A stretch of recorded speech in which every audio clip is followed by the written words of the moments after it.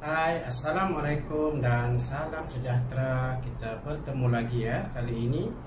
Okey, dalam video kali ini cikgu nak membincangkan tajuk novel. Novel tingkatan 4 bagi zon di Selangor, Kuala Lumpur dan Putrajaya, iaitu novel Lieutenant Adnan Wirabangsa. Dalam Lieutenant Adnan Wirabangsa, novel ini membincangkan tema keberanian seorang anggota tentera dalam mempertahankan tanah air.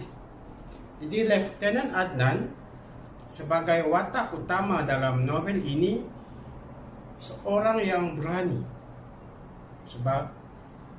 sebagai tentera yang begitu berani dan bersungguh-sungguh untuk mempertahankan tanah air.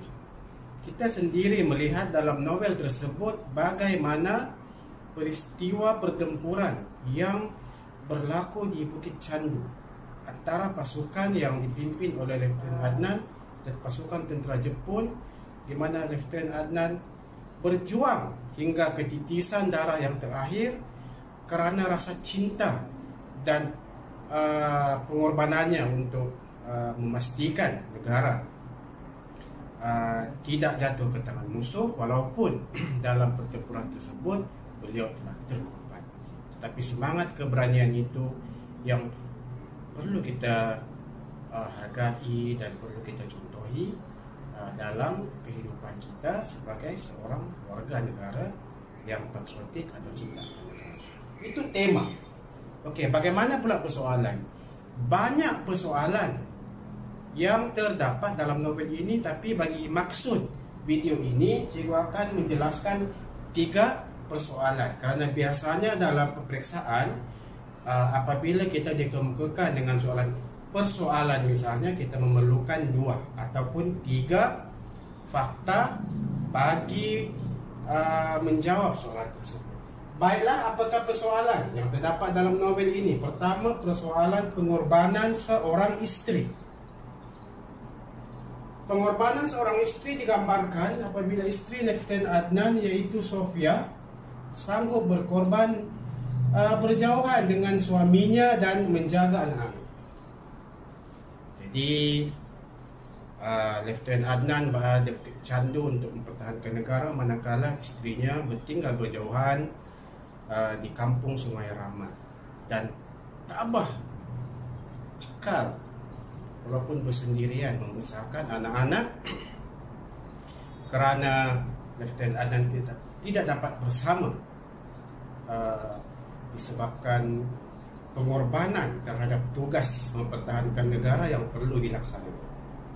Yang kedua ialah persoalan sikap berpandangan jauh. Sikap berpandangan jauh digambarkan melalui watak ayah kepada Lieutenant Adnan, iaitu Pak Saidi. Pak Saidi seorang berpandangan jauh kerana memilih untuk menghantar anaknya ke sekolah aliran Inggeris. Sifat berpandangan jauh ini kerana Pak Saidi berpandangan bahawa pendidikan dan juga penguasaan dalam bahasa Inggeris itu penting untuk pembangunan kejayaan dan pembangunan diri, dan menghantar anak ke sekolah Inggeris tidak semestinya melunturkan semangat patriotik, semangat nasionalisme, cinta akan negara, kerana Adnan atau Lieutenant Adnan itu sendiri memilih untuk menjadi seorang pejuang, seorang tentera mempertahankan negara. Dan ketiga ialah persoalan semangat cinta akan negara. Persoalan semangat cinta akan negara digambarkan melalui watak Lieutenant Adnan. Apakah buktinya? Selain daripada peristiwa pertempuran dan perjuangan di Bukit Candu, Lieutenant Adnan yang telah menjadi seorang guru memilih untuk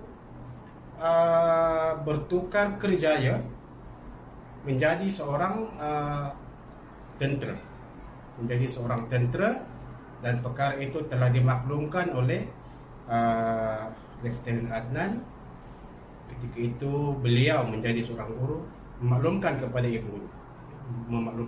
ibunya, walaupun di peringkat awal tu ibunya tak begitu bersetuju kerana tugas sebagai seorang guru juga boleh memberi sumbangan kepada anak bangsa dan negara. Tetapi dia mungkin disebabkan oleh landscape pada ketika itu, latar masanya pada ketika itu, maka Lieutenant Adnan memilih untuk menjadi seorang tentera supaya semangat mempertahankan negara itu dapat diterjemahkan melalui kerjaya sebagai seorang tentera ataupun sebagai seorang anggota askar. Okey, begitulah tema dan 3 persoalan. Saya harap dapat memberi sedikit gambaran kepada pelajar mengenai tajuk ini. Sekian, terima kasih.